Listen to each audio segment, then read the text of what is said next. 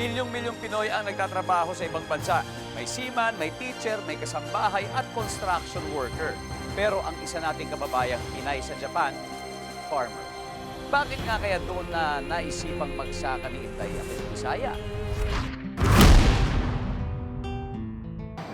Isang Japan sa pinakasikat na travel destinations para sa maraming Pinoy.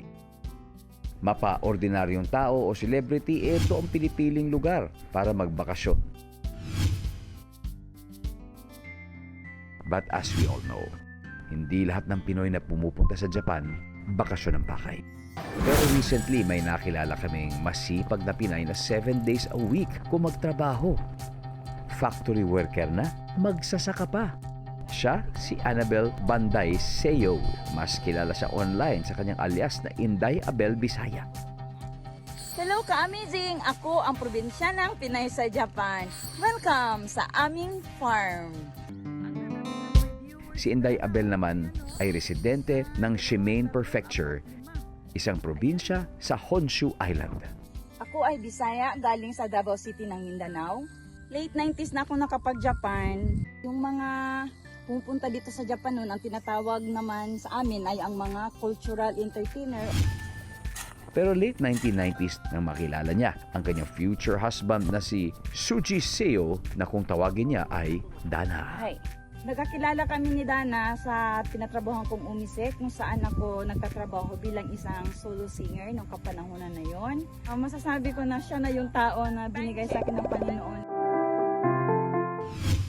24 na taon nang nagsasama bilang mag-asawa sina Inday Abel at Dana. Nabiyayaan din sila ng 2 anak, isang lalaki at isang babae.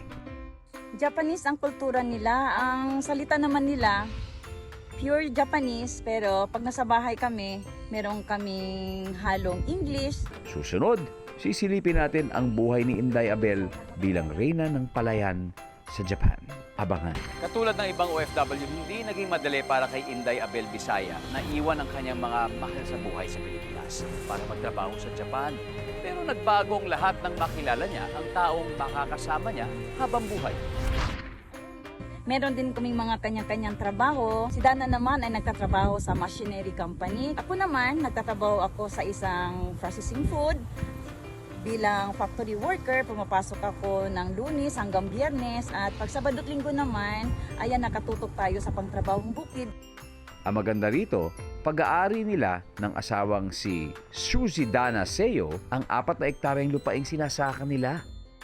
Yung tingnan niyo naman yung damo, guys. Ayan, kailangan tanggalin natin yan para hindi siya sagapan sa pag-harvest natin at saka maganda ang quality kapag nagtanggal tayo ng mga damo. Hanggang sa pag-aani, magkatulong pa rin ang mag-asawa.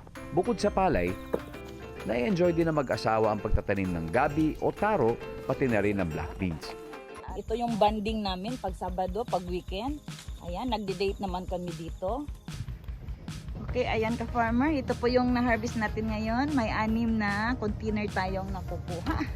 Dinadala natin sa market at sa awa ng Panginoon, laking tulong siya pag naalagaan natin yung mga tinatanim natin. Medyo malaki naman ang kita sa pagtatanim namin sa ngayon. Hindi naman lahat ganito ang pamumuhay. Nagkataon lang na ito ang buhay ko. Na tinaha ko, na gusto ko. Ito ang binigay sa akin ng Panginoon. Magsipag lang tayo magtanim. May kayamanan talaga dito sa lupa na matatawag namin. Sa Pilipinas man o sa Japan, gaya ni Inday Abel Bisaya, ang mga magsasaka ay mga tunay na bayani ng lipunan.